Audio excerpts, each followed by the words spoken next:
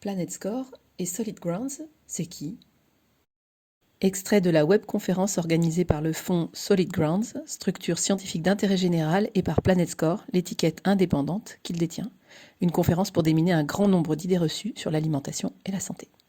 Donc, juste pour mettre les choses en perspective, la puissance invitante, entre guillemets, pour cette soirée, c'est un fonds de dotation qui s'appelle Solid Grounds, qui est un fonds de dotation scientifique indépendant, qui est reconnu d'intérêt général et qui inclut 27 membres, dont une bonne partie des intervenants de ce soir, qui apportent leur expertise de manière bénévole et qui sont libres de tout conflit d'intérêt par rapport aux sujets qui sont traités par ce fonds de dotation, qui sont à la fois des sujets environnementaux, nutritionnels et sociaux en lien avec l'agroalimentaire. Et ce fonds de dotation, qui est présidé par Pierre-Henri Gouillon, détient la marque PlanetScore, qui est l'outil d'efficacité sur le marché, donc pour les entreprises de l'agroalimentaire et pour l'information des consommateurs.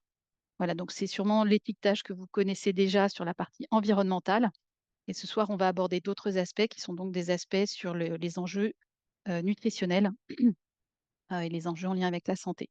Voilà, donc 300 entreprises travaillent actuellement sur ce dispositif dans 12 pays aujourd'hui pour la partie sur les emballages, 30 pays pour ce qui est de la partie déploiement au-delà de l'Europe, et donc sièges sociaux d'entreprise plus emballage. On ne va pas parler. Alors, on a eu beaucoup de questions avant le webinaire. Merci pour vos questions qui étaient vraiment, qui permet d'appréhender un petit peu le nombre de questions qui se posent. On a eu des questions également environnementales.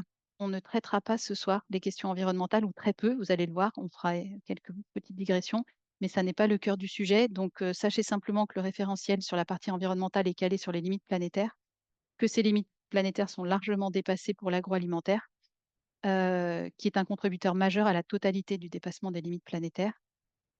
Donc voilà, ça peut faire l'objet d'autres webinaires, mais en résumé, on consomme aujourd'hui beaucoup de ressources, et beaucoup trop par rapport à ce qu'on est censé, pouvoir faire de la capacité terrestre actuelle.